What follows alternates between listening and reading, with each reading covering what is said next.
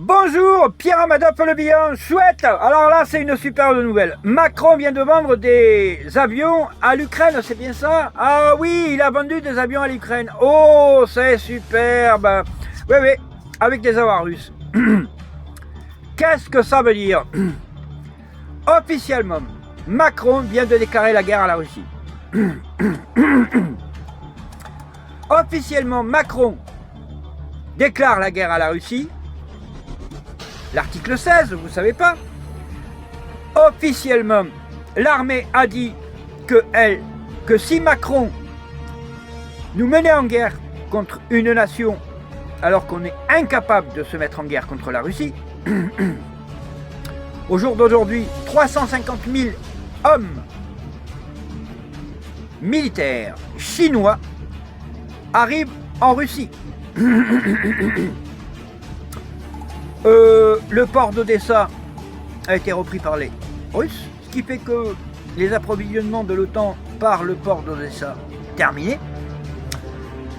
Toutes les voies ferrées qui viennent d'Occident viennent d'être détruites. Donc tout apport d'armes par l'Occident, par la voie ferrée, ne marche plus.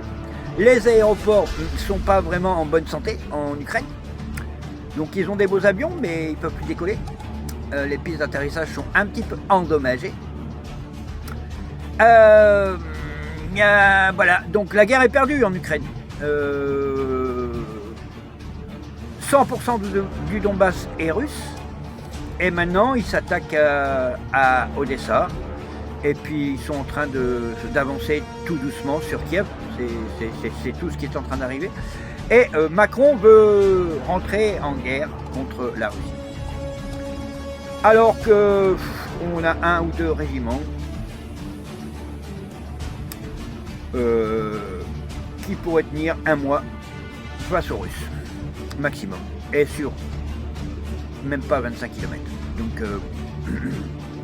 ouais, je pense que, ouais, on a des... Oui.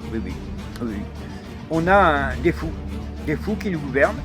Donc face à cette folie, un mandat amené contre Emmanuel Macron a été demandé ce matin par l'armée française.